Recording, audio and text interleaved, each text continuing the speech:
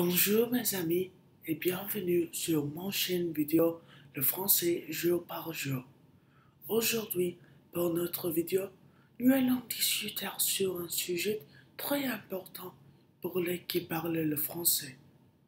Et spécialement, c'est important pour les personnes qui parlent le français depuis l'anglais comme langue maternelle. Ce concept, c'est les faux amis. C'est quoi un faux ami? Un faux ami, c'est un concept important de savoir si tu apprends le français, et spécialement si tu apprends le français depuis l'anglais, parce qu'il y a beaucoup de faux amis entre les deux langues. Un exemple d'un faux ami, c'est comme le mot grande en français ou grand in English. Grand just means something big but also important.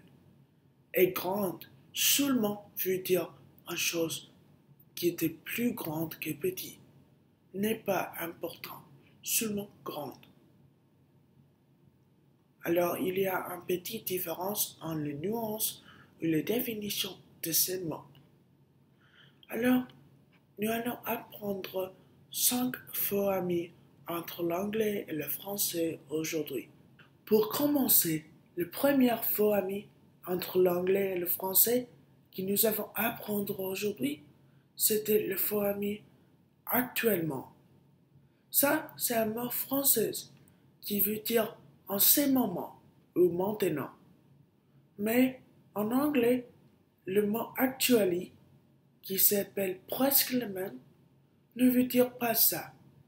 Le mot actually en anglais veut dire plus presque le mot en fait pour français. Le deuxième faux ami que nous allons apprendre aujourd'hui, c'est le mot français éventuellement.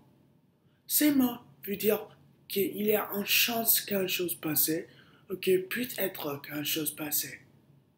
Mais dans l'anglais, le mot eventually veut dire pas ça. Le mot eventually en anglais, c'est plus presque à le sens de le mot finalement en français. Notre troisième faux ami que nous allons apprendre la différence entre l'anglais et le français aujourd'hui, c'est le faux ami anglais-français, le mot souvenir. En les langues anglaises, un souvenir veut dire une petite chose que tu as acheté quand vous étiez à vacances. Ça, c'est un exemple de le sens de le mot souvenir en anglais. Mais le mot français souvenir veut dire pas ça. En français, un souvenir, c'était une chose qui te souvient d'un lieu. Ça, c'est un exemple de comme nous dessinons le souvenir français. Le dernier faux ami que nous allons apprendre aujourd'hui entre l'anglais et le français, c'était le mot français coin.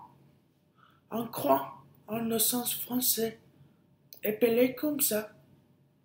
C'était un lieu dans une chambre où les deux murs viennent ensemble. Ça, c'est une photo d'un coin en le sens français. Mais dans la langue anglaise, un coin, c'est ça. Tu le dis comme coin en anglais. Un coin anglais, appelé comme ça, le même, veut dire monnaie en français. Dans la vidéo d'aujourd'hui, nous allons apprendre 5 faux amis pour les qui parlent l'anglais comme langue maternelle et comment être n'est pas confus avec ces faux amis en français. J'espère que cette vidéo vous aura aidé beaucoup et merci de le voir. À la prochaine!